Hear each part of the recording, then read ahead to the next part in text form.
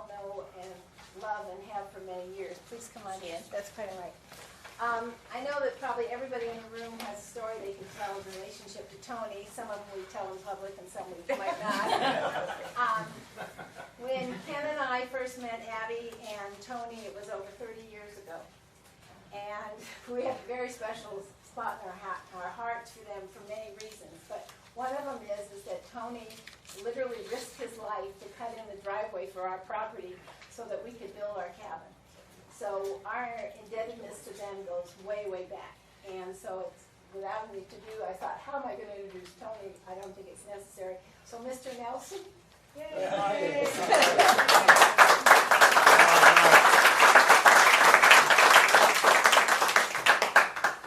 Well, I was just telling those guys, there's some folks here that I hope I don't bore you tonight. But, I'd kind of like to start out with a little something that my sister sent me, and I revised it and added to it, and you have probably a copy of it there. It's called The Storyteller. Since ancient days, when our ancestors sat before the campfire, there was one of age called the storyteller. Every tribe had one. They were the ones who seemed to be called to tell the history of the people who had preceded them, to put flesh on their bones and make them come alive, to tell their stories, and to somehow feel that they know and approve. Searching for the past is not just a cold gathering of facts, but instead breathing life into those who have gone before us. We are the storytellers of the tribe. Those who have gone before us cry out to us, tell our story before it is lost forever. So we do, and in finding them, we find ourselves. How many graves have I or you stood before and wondered what that person's life was like? How many times have I told my ancestors to the wind, you have a wonderful family that you would be proud of. It goes beyond just documenting facts. It goes to who we are as a people. It goes to seeing a cemetery about to be lost to weeds and indifference and saying, I can't let this happen. And I'm so proud of this historical society that's been formed here in Crown King, because they've done a lot of work on the cemetery up here for the Crown King, and also I think over to Bradshaw City. The bones here are the bones of my bones and flesh of my flesh. It goes to doing something about it. It goes to pride in what our ancestors were able to accomplish, how they contributed to what we are today. It goes to respecting their hardships and losses, their never giving up, their resoluteness to go on and build a life for their family. It goes to a deep pride that they fought to make and keep us a nation. It goes to a deep and immense understanding that they were doing it for us, in order that we might be free to be born who we are.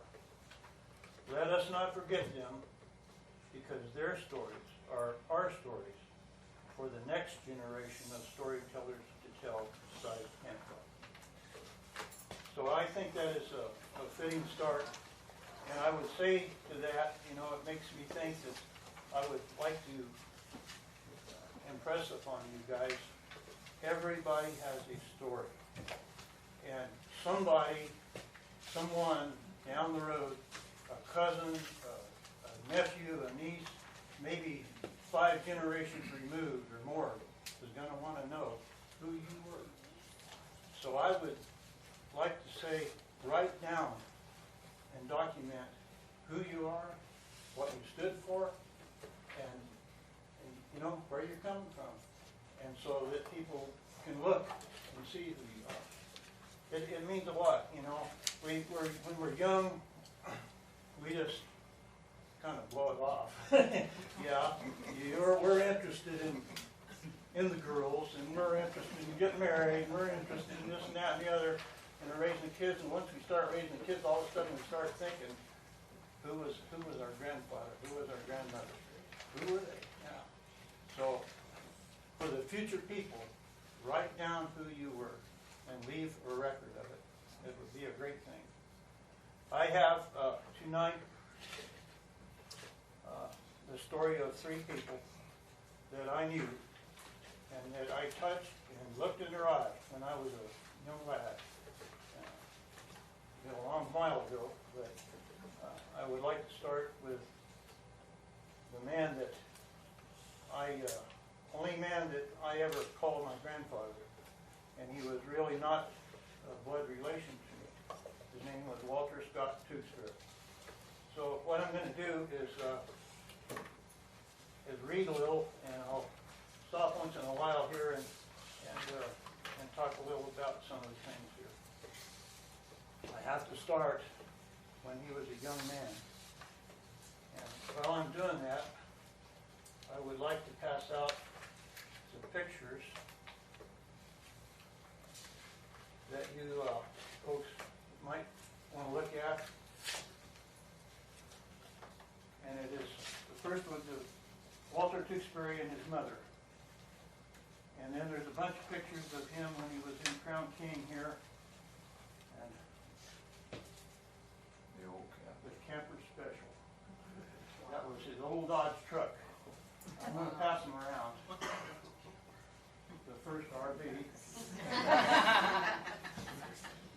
Uncle Toots working on his old Dodge truck. This is Walter Tewksbury and my dad at the Tewksbury house, right there. You can see a lot of it was built out of like log stuff. And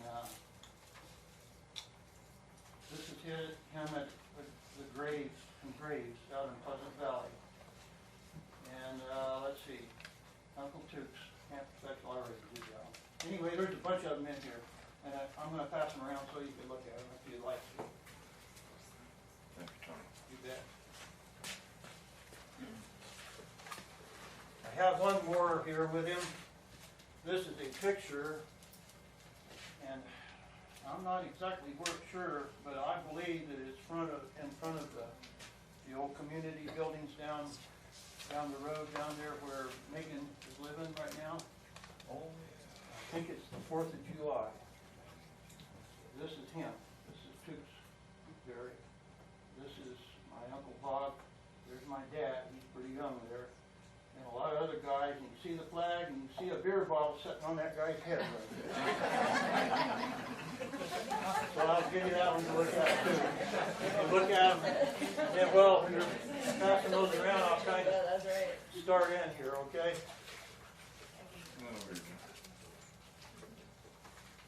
The late summer of 1887, a young red-headed lad walked in a measured pace towards the door of a cabin, which had become the target of intense gunfire.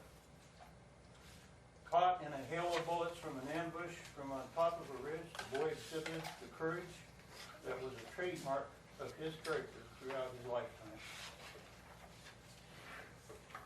John Tewksbury's wife and children were in this little old, I'm going to quote out of the Arizona Historical Society, documented from a man by the name of Robert Horace. His father had told him this story.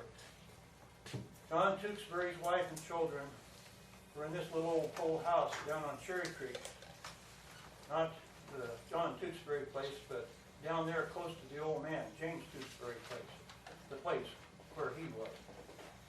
They were in the house there, and there was a bunch of grand men came up on a ridge about 500 yards up there, and there was a bunch of grand men and was shooting down there at the house. Walter Tewksbury, one of the younger boys, just a boy, was out saddling some horses, and they started shooting down and was kicking up the dust all around him. Ed Tewksbury and Bill Jacobs and Jim Tewksbury were all in the house. Ed came to the door and hollered, "Walter, come in here. You want to get killed?"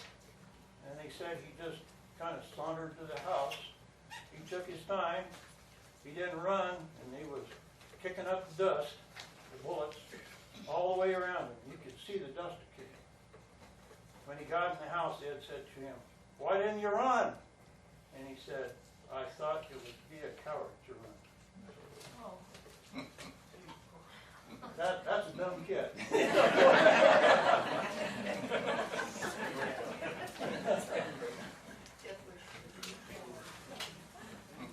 As a child, Walter Tewksbury was witness to one of the most violent and bloody range wars in American history, or Western American history. The Tewksbury-Graham feud, also known as the Pleasant Valley War, rivaled or surpassed the Lincoln County Cattle War in intensity and casualties.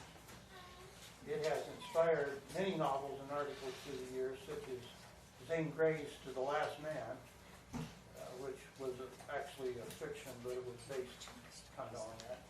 Earl Forrest, Arizona Dark and Bloody Ground, and A Little War of Our Own. And I see Mrs. McCormick brought me another one tonight. It's kind of a new one. You might want to read that someday if you get a chance. The Pleasant Valley War by Jinx Pye. I'm kind of trying to go through this as a background, who this man was for you. And my mother, or not my mother, my sister, had wrote a little piece here I'd like to read to you. Anyone familiar with Arizona history has heard of the Pleasant Valley War. There are a lot of people that are new here that haven't, I'm sure, but sometimes called the Graham-Tewksbury feud. It was a range war, some say started between cattle and sheep ranchers. The range war began in the later part of the 1800s when settlers started arriving in the isolated northeastern part of Arizona. It is estimated that between 20 to 35 men were shot or hanged during a 5-year period. Incidentally, nobody ever went to jail. Nobody went to jail. There was a lot of men killed. Nobody went to jail. James Dunham Tewksbury migrated into Pleasant Valley with his 4 sons, John, Edwin James, Jr., Frank, and daughter Elvira. The mother of these children was a Shoshone Indian, and it was said that these Tewksbury children were dark and handsome. She was not with this family when they came to Pleasant Valley. So it may be assumed that she either died or returned to her own people. James Sr. was of Welsh descent, and it seemed natural that he would choose as his second wife a native of Wales, Lydia Ann Schultz. That's a picture of her with Walter there, who had migrated from Wales with her family when she was a child. She was twice widowed. With several children of her own, the combined family made their home in Pleasant Valley and became part of one of the bloodiest feuds in the American West. 2 sons were born to James and Lydia, Parker and Walter. Walter was a small child when one of the most horrific incidents of the feud took place in the fall of 1887. Many versions of this event have been told over the years, and the facts have been clouded with the passage of time. I do know that Walter was in the Tewksbury cabin when all this took place, for members of my family have heard him say that was for a fact. And I'm going to read this part to you because it kind of shows you how nasty this thing was. This was another incident of being ambushed and caught in a cabin. One version, and the most likely one, is as follows. John Tewksbury, Walter's half-brother, along with John Jacobs, who was spending the night at the Tewksbury Ranch, went out early one morning to gather and feed their horses. Members of the gang, Graham people, were waiting in ambush and shot both men. Jacobs, with 3 bullets in his back, fell to the ground and lay dead. John Tewksbury was hit once in the back of the neck. He collapsed in pain. One of the attackers walked to where he was and shot him 3 more times. Then he picked up a large rock and crushed John Tewksbury's skull, and he soon died.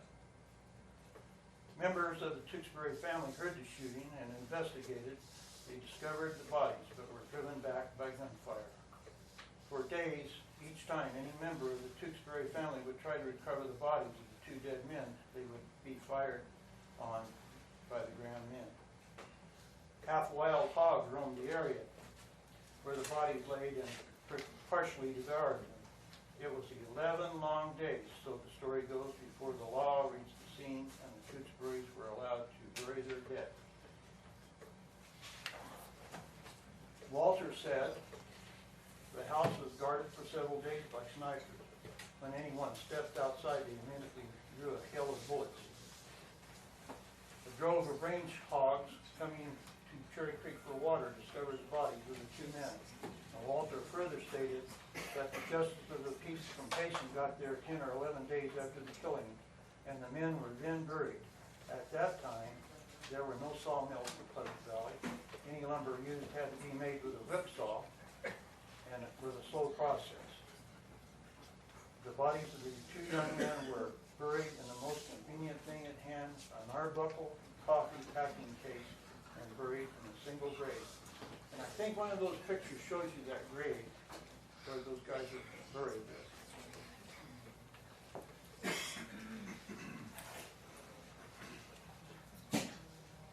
Walter Tewksbury was my grandmother Ella Regnon's second husband. He was not my real grandfather, or mine. This is my sister talking here, but the only one that I ever knew. He was a kind man and always made me feel very special. He helped my grandmother raise several of her children. They called him Dad, and we grandchildren called him Uncle Toots. He spoke very little about the feud. Fear of reprisals from the vigilante group that had sworn an oath of secrecy kept many of the true events of the war from being told. In later years, he agreed to an interview from a journalist who began his interview with a remark about Walter's half-breed brothers. Walter took great offense at this, and when the interview was over. Although Walter was a child at the time of the feud, his mother lived through it, and I am sure told him many factual stories. I wish he had written them down. I give you this so that you'll be aware of the background this person came from. James Tewksbury, Walter's father, died of natural causes in 1891. Walter and his mother buried him there near their home. In about 1897, they left Pleasant Valley, and the 1900 census has Lydia, Parker, and Walter. Parker was his brother, living in Maricopa County, where Lydia had owned property for some time. In 1903, found Walter working on a road, part of the Roosevelt Dam project. 1910, found Lydia and Walter in Lincoln, Nebraska. Walter was working for the railroad. This stay was short-lived in Nebraska because Lydia died in Jerome, Arizona in 1913, and Walter was with her there and signed a death certificate. It is said that Walter traded with a mule team over the Senator Road in Crown King. Exactly what year he came to Crown King we know not, but he was a resident in 1918 as his World War I draft registration was signed by Eli S. Perkins, the local store owner. Said document stated his birth to be October 11th, 1875. We are not sure of his exact birth year, as records show differing ones. His death certificate shows him being born in 1879. Walter bought the house just below the school, right down here, from people named Bloom. Isn't that right, Scott? That was the lady's name on the deed? Where he went and registered the house with the county. Okay. It's on her name's Clara Bloom, I think. Okay.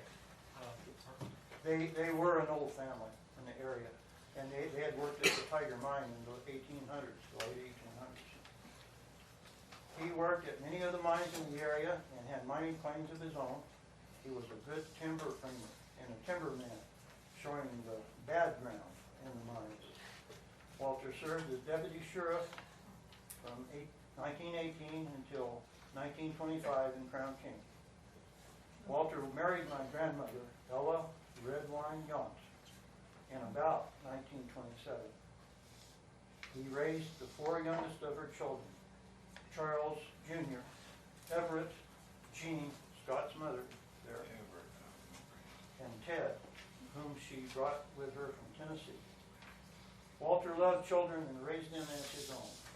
My brother, sister, and I knew him as Uncle Toots. Even though I was very young, I have a clear memory of him. I recall sitting on his knee and patting the top of his balding head. You know how children have that sixth sense about people. Well, Walter gave me a feeling of trust and security.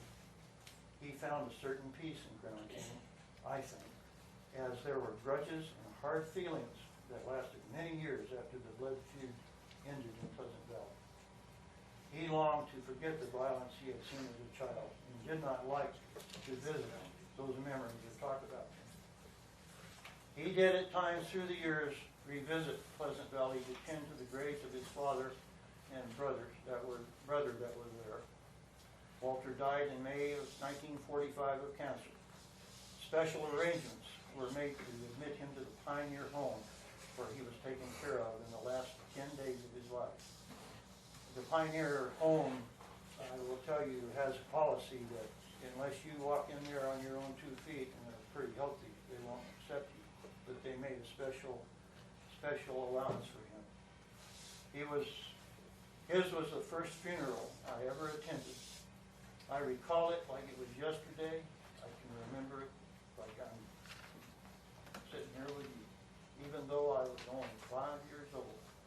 I recall my brother John David on leave from the Navy picking me up and walking to view the casket and saying, "You need to say goodbye to Uncle Toots." Of course, at that young age, I didn't understand why or where he was going. Looking back, I find it amazing that a person that had the childhood experiences that he had could turn out to be such a kind and loving man. So that's Walter Scott Tewksbury as far as I know him.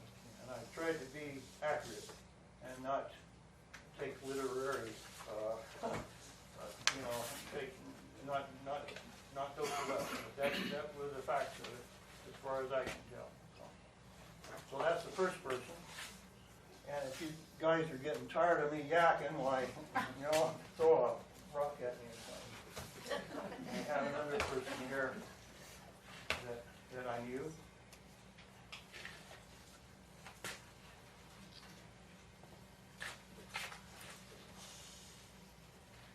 I borrowed this from the bar down there because there's not many pictures of this man. This is Tennessee Tom Anderson. He's the man that built that building down there, the saloon building. And I'm going to pass this around. Be kind of careful of it if you would. And the only other picture that I have right away here is an obituary here about him. This article was written here by a man by the name of Roscoe Wilson, who had lived here in the early 1900s and worked here and knew Tom. But, he's got about 2 or 3 paragraphs on Tom Anderson, and the rest of it's on him. So anyway, but that's one that I saved for a while. So.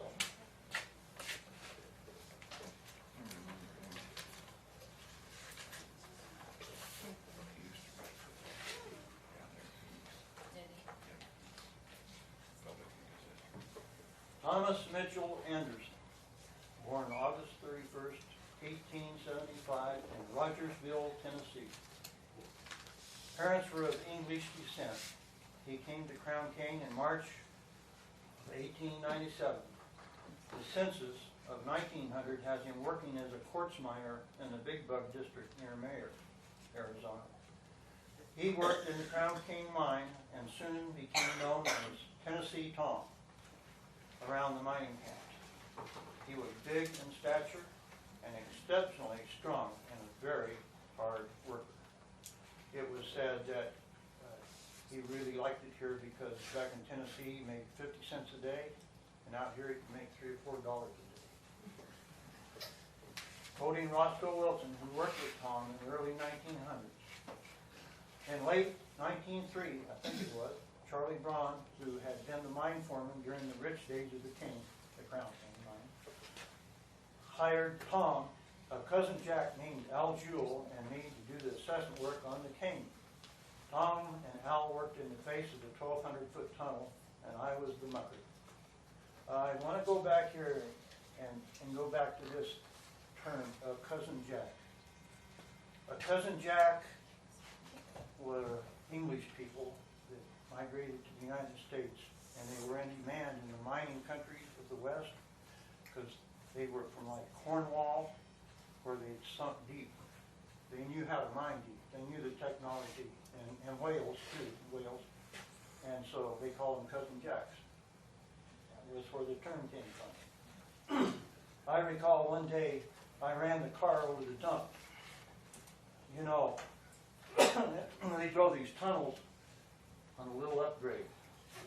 So you push the car back in the tunnel and slow it up.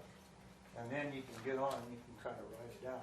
You know, you get it rolling and you ride it down. Well, if you get going too fast, guess what happens? When I was 18, I worked in the Savoy mine, and I was the mucker there for a while. With old Grant, old guy. I was coming out of the dang tunnel. It was a place where it was timbered real heavy, and the timbers were squeezing down. And I was riding the car, and all of a sudden, bam! I was on my back in the middle of the track, and my hat flew off, you know. Well, I got up and I started running after the car, and I finally caught it. But anyway, I'm going to go back here. I recall one day I ran the car over the dump, and if the thumbs of my glove caught on the door lever, that's the lever that you open the dump with, I went over with it. The only thing that saved my life was the fact that the glove peeled off as I was in the air with the car. I was thrown to one side, landing among the jagged rocks, skinned up, bruised, clothes torn, but not knocked out. Charlie called Tom and Al from the tunnel, and after much labor, we got the car back on top of the mine. Tom was a moose of a man, and if it had not been for his enormous strength, we would never make it. Tom also worked driving the crosscut tunnel at the Gladiator mine, and was quoted saying the Gladiator was the hardest rock in the country. One hand steel drill hole, 3 foot deep, was a day's work. Tom also worked driving the the Gladiator, the census of 1910 has Tom Anderson working in the Tiger Mining District as a foreman of a quartz mine, probably Tiger, as it was well known he worked there. Tom believed and always said they had missed the main ore body with the shaft, and there was still a fortune in silver ore in the Tiger mine. He believed that till the day he died, I guess. Mines in the Bradshaw, and in fact throughout the West, were a boom and bust cycle. A mine would open and work for a while, then shut down for diverse reasons, such as a drop in the metal prices, too much water, not enough water to run the mill, then open and start producing again. Due to the fact that was the case, the miners would shift from one mine to another for employment. Somewhere around 1910, Tom Anderson got married. His wife's name was Bona, B-O-N-A. And I had written here, unfortunately, we do not know much about her. But I contacted her granddaughter that lives in New Mexico, and her and Tom's granddaughter. And I want to read you what she sent back. Hi, Tom. Martha called me and said you were interested in Crown King history. I'll be glad to add my 2 cents worth. Grandpa's wife, Tom, my grandmother, was Fauna Martha Allen Anderson. She was born 11/15/1891 in Rogersville, Tennessee, far northeastern Tennessee. Part of her early childhood was spent in Kentucky. I remember her telling us about returning to Tennessee in a covered wagon, and how at night the women and the children slept inside the wagon and the men and boys slept underneath. She was a spinster at the age of 18 years old. I can't imagine that. Tom Anderson sent home, when Tom Anderson sent home for a suitable bride. Though they were first cousins, this was deemed a suitable match, and the deed was done. Now, I don't know how they did this deed, but I think it was like mail. Somebody signed a thing, sent it back, and they got married through the mail, or whatever. They built the hotel, the bar, from a transferred building. You know that Frank Morgan moved that building. I am a little bit unsure of what year it was actually moved up here. I've seen old pictures, and I think that bar building was there when the railroad came in here, about 1904 or 5. I've heard 1916, but I think it might have been, you know. Anyway, they built it. And also about the bar, there was another thing that I wanted to say. There was a man that ran that bar first before Tom actually had it. Tom built it. But I think the man's name was Al Gino. And he lived in a place that folks, when I was a boy, called the Gino House. And you know where Woodward's guest ranch is? The old road to the Tiger Mine went up past that and up the hill that way. And today, people call it the Abbey House. But it was originally called the Gino House for Al Gino. Now, whether he paid Tom to build it, we couldn't pay him. Whether something else happened, we don't know. But Tom wound up with that. They built the hotel from the transferred building, and Vonna opened a boarding-style restaurant. She had about the same customers each day, and there was no choice of menu. If she had fixed beef stew, most often venison stew in disguise, everyone ate it. There were also 12 rooms to rent in the hotel upstairs, and they had to be cleaned and ready each day. Tom and Vonna had Ruby. This is another thing that I couldn't find, the first daughter. Ruby Nita, that daughter, at June 16, 1911. Vonna went back to Rogersville for Nita's birth. And 10 years later, she went to Phoenix to give birth to Julia Betty. Betty I knew very well, very well.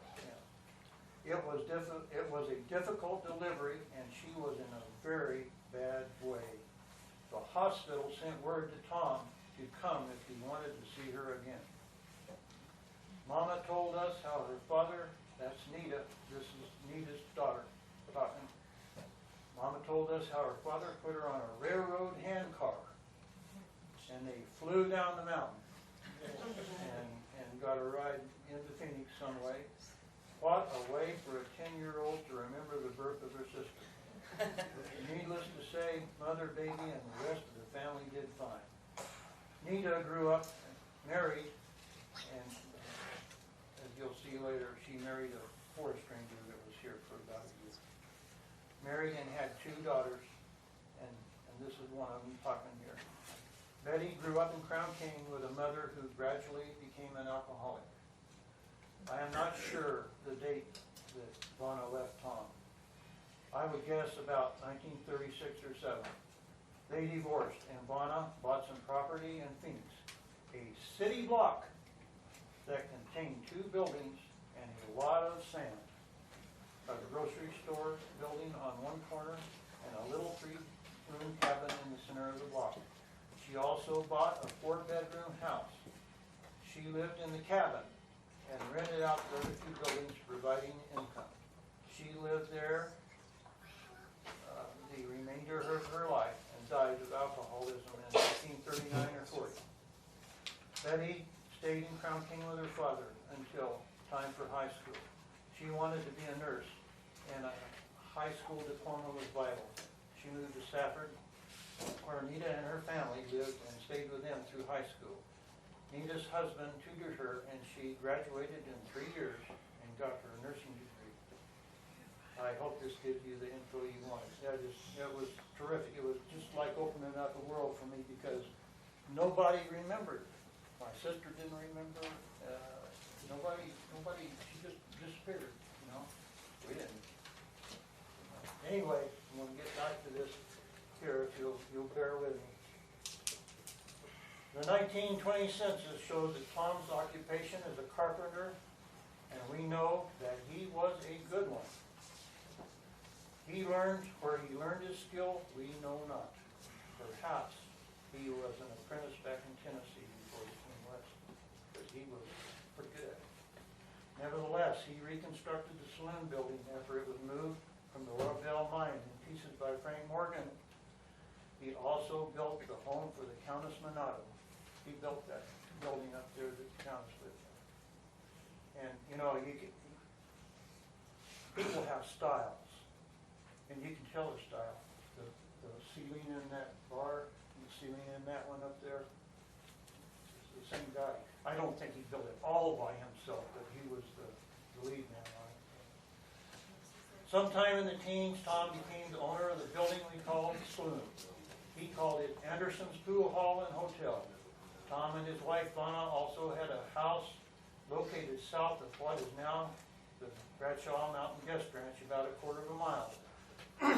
That's up there in the same area as the Abbey House or the Keno House, and it's right beside where the old original road went to the Tiger. They called it the home place. It was built beside the original Raglan Road that went to the Tiger Mine. There is still an old swimming pool constructed from granite stone there today. Tom had a skill there at the home place.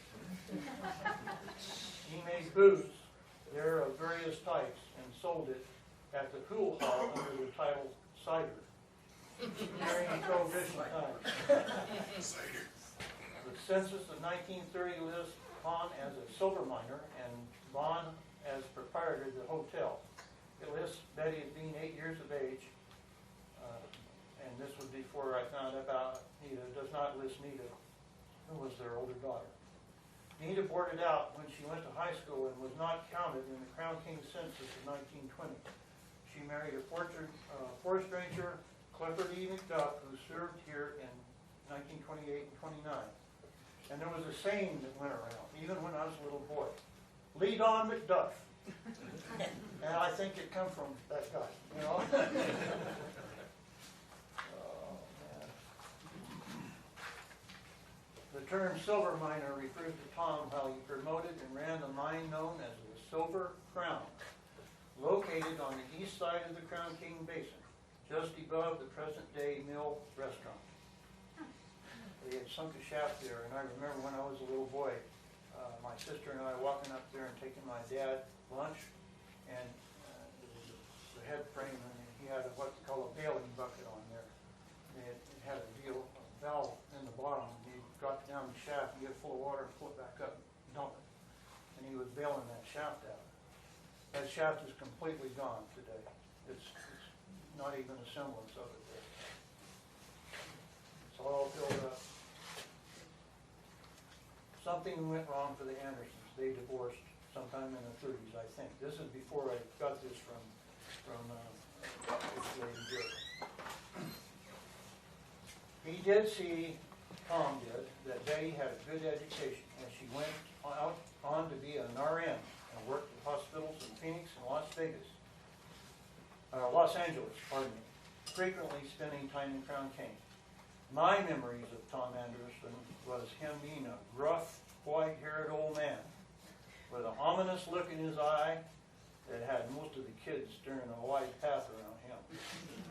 And he did have an extensive vocabulary of words that I cannot repeat in this writing. You know, in that vein, I want to tell you this. There's one word that's commonly used today, and you probably can think of what it is. I never heard any of those guys ever say that word. Never heard that word until I was in high school in Phoenix.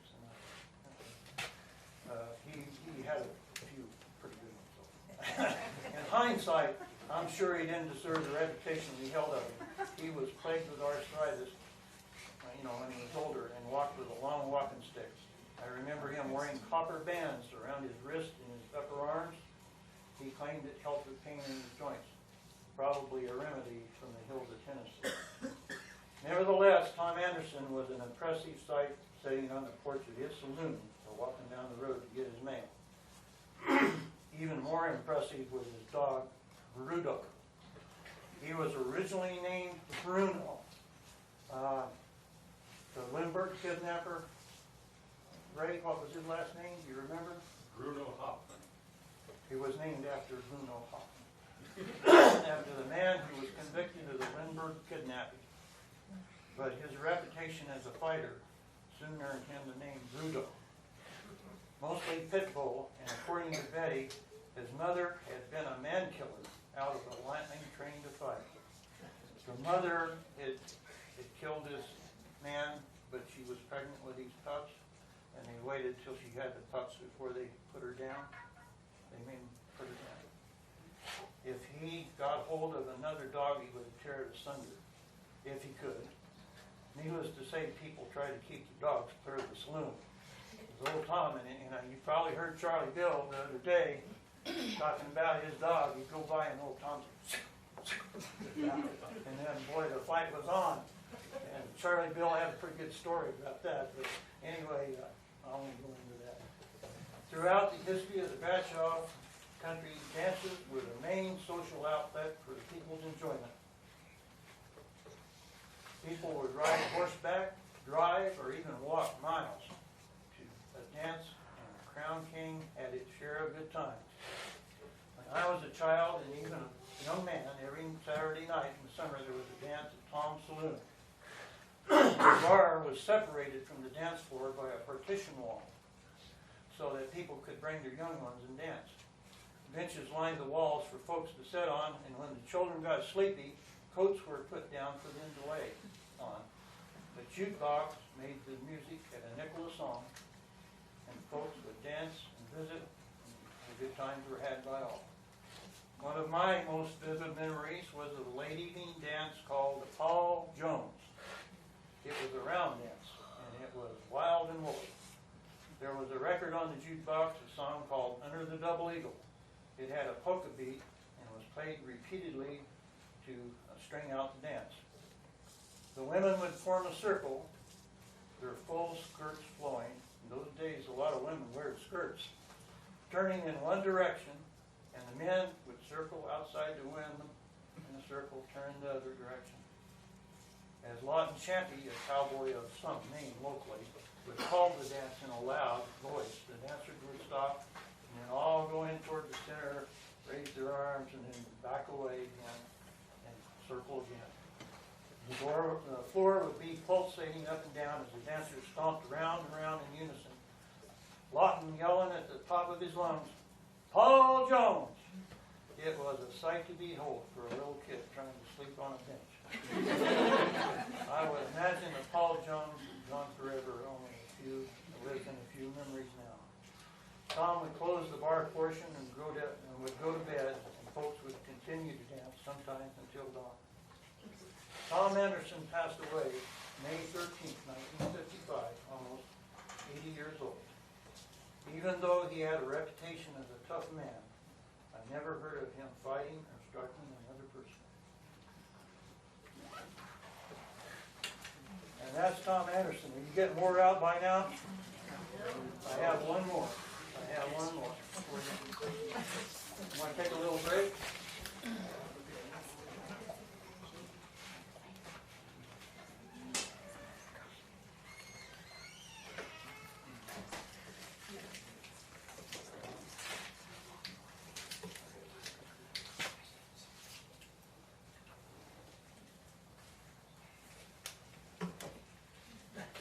This man was named Robert Stewart Patterson. He owned the store, and he was quite a fellow. He left his history. I think you have that, don't you, Scott?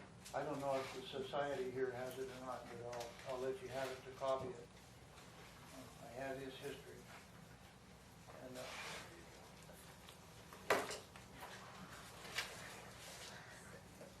Robert Stewart Patterson, affectionately called Pat, by the local folks around Crown King, was born April 4th, 1868 in Yellow Springs, Pennsylvania. He was raised in that area and taught school there until he went to Fort Davis, Texas to teach school there in 1891 at 23 years of age. 2 years later, he moved to the wide open town of El Paso with its complement of gunfighters and bad men. He studied law in the office of Stanton and Turney and was admitted to the bar in 1893. I quote from his memoirs. Those were hectic days in El Paso. The saloons and gambling houses were running full blast. I did not patronize them, but had occasion to go in them quite frequently to serve papers or interview someone, and knew nearly all the proprietors and most of the patrons. I was in our office the evening Bass Outlaw was killed by the officers. Sam Bass, I think he's talking about. He was a notorious character that day and a bad man to fool with when he got drunk. I heard the shots and knew it was a shooting scrape, but they were so common that I did not go to see what it was. I was well acquainted with such characters as John Silman, Manny Clemens, George Scarborough, John Wesley Hardin, and many others of that character. George Scarborough was a peace officer and is the man who killed John Silman, who was a hard old character. He had been one of the Quantrill gang in the Civil War, and he often told me about some of their episodes. Mr. Patterson, it seems, was somewhat of an adventure seeker and nomadic before coming to Crown King. He worked around the Southwest and Old Mexico as a lawyer, a merchant, a teacher, a banker, and a salesman. He served with Theodore Roosevelt's Rough Riders during the Spanish-American War. He was a second lieutenant under Captain Bucky O'Neill, Troop A of the Arizona Regiment. Is that right, Scott? I'm sorry, I was looking at this. Oh, okay. Scott, Yeah, you're right. the reason I asked Scott that because he's part of the Rough Rider, what do you call that organization? It's a historical group. Historical group about the Rough Riders, which fought in the Spanish-American War.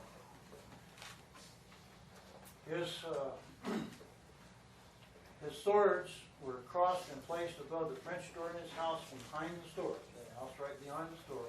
After his death, they were dedicated to the Charlotte Hall Museum. He says, from his memoirs, I came to Crown King in March of 1960 for a visit of a day or two. Got work next day after I arrived and have been here ever since.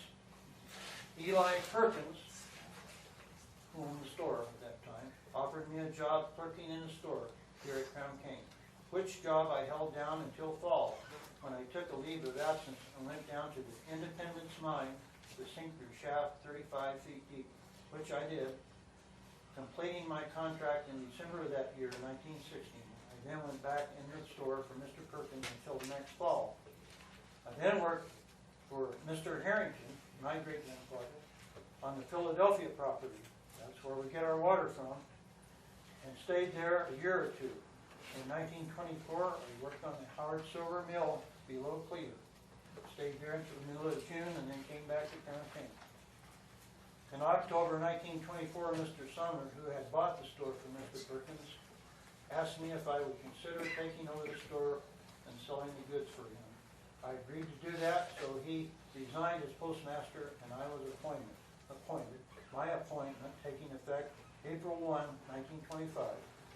I sold out Mr. Sumner's goods and replenished the stock with my own, and thus in time acquired the store, buying the remnant and the real estate the next May. Mr. Patterson ran the store until 1933, when he leased it out, remaining postmaster and agent for the Western Union Telegraph Company. Mr. Patterson held a lot of people up during the Depression by giving them credit in that store. Never got paid. A lot of times, never got paid. He finally leased it out so he could get away with it. You know, that's the reason he did. And he leased it out. Mr. Patterson ran greenhouse in his house behind the store. We called out, there was some rooms in there. There were 2 or 3 rooms he would rent, and he would also serve meals. He's a pretty good cook. Mr. Patterson was a person of great compassion.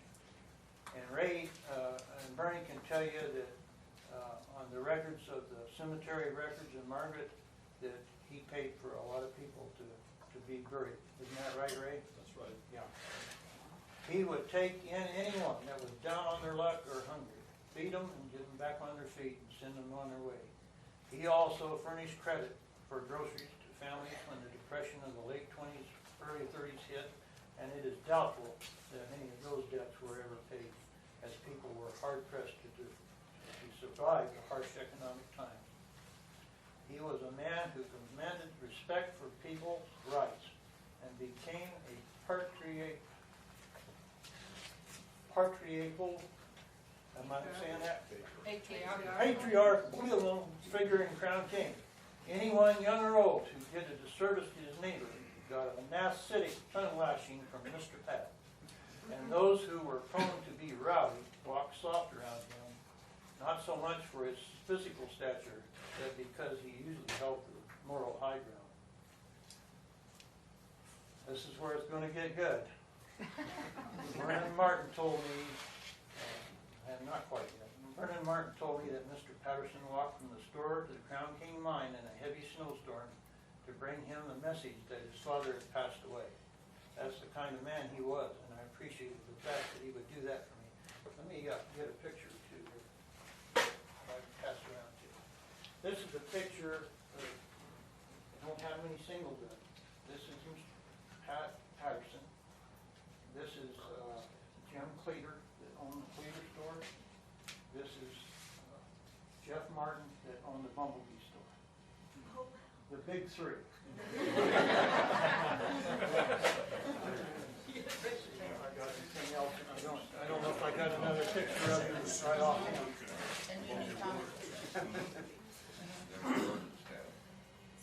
The one person that Mr. Pat was at odds with was another well-known figure that had come to Crown King in 1897, Tennessee Tom Anderson. Tom was a large, powerful man who worked at many of the mines in the early years and was held in regard as one of the old-timers in the area.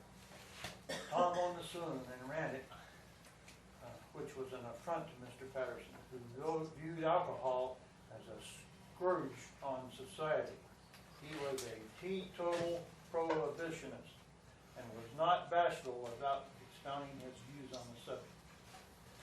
There were also disagreements over the common boundary lines of their adjoining properties, which added fuel to the fire. As you might have guessed, it all came to a head one night at a dance held at the schoolhouse, this very room. The same story was told to me by my mother and Vernon Martin, who were witnesses to the event. I don't know what was said to start it, but it didn't take much. There was already bad blood between them. Hard words were exchanged, and the anger level was rising fast. Tom stood up with a menacing look and language that would make a real Skinner proud. A more intimidating figure would be hard to imagine. That's when Mr. Patterson came up with the chair. Mr. Patterson.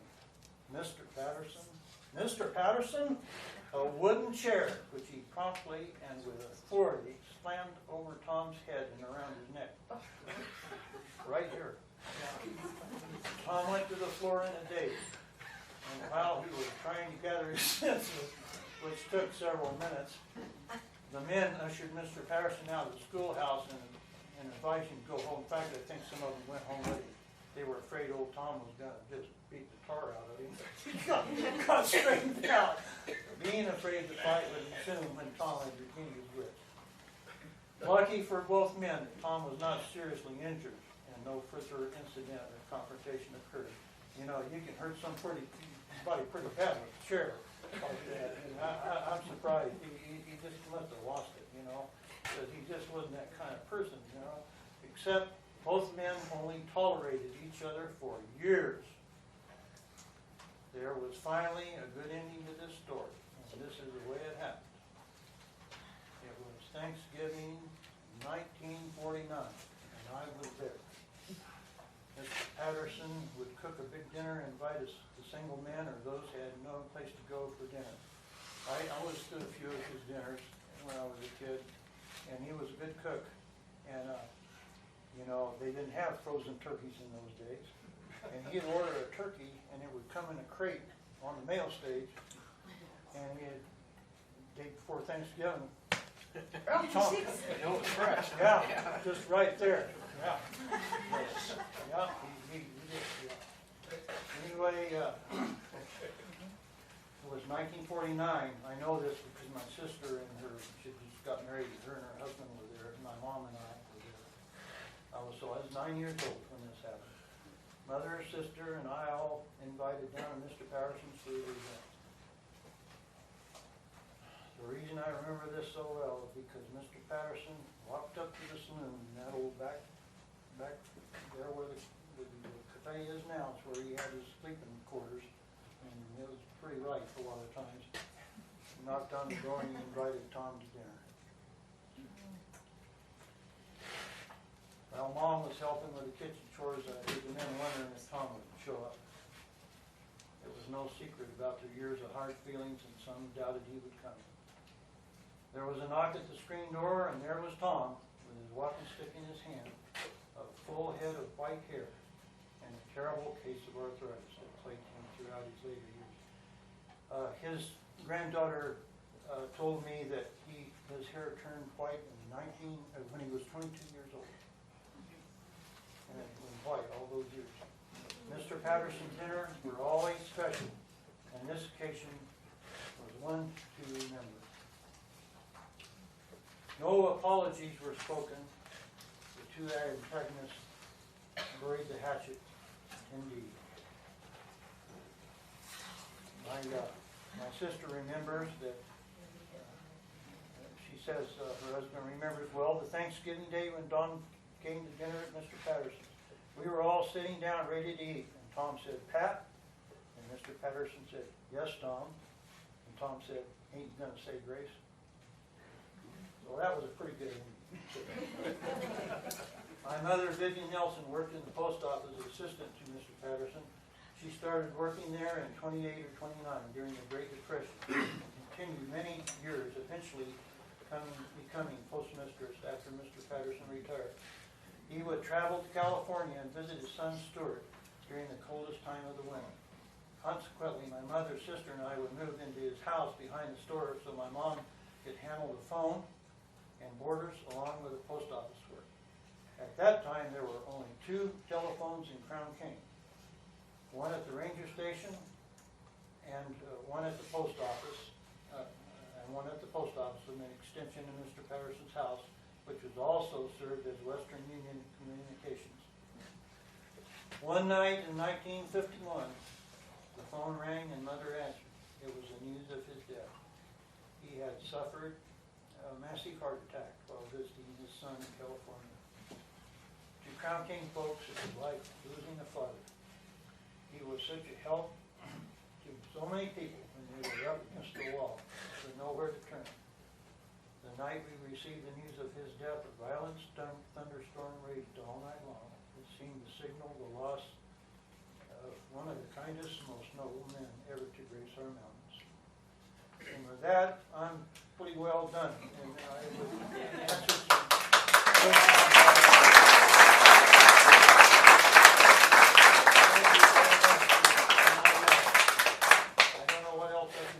I've got some other pictures and stuff I can show you all, but if you got any questions or whatever. Did they have swimming parties in that big swimming pool? You know, I think it leaked pretty bad. I think they did have some swimming parties there, but I was never up there when they had them or anything, but I'm sure it's in very disrepair now, but all the joints were done with concrete and stuff. And it was called the center. Terry? You explain where Lonesome Valley was?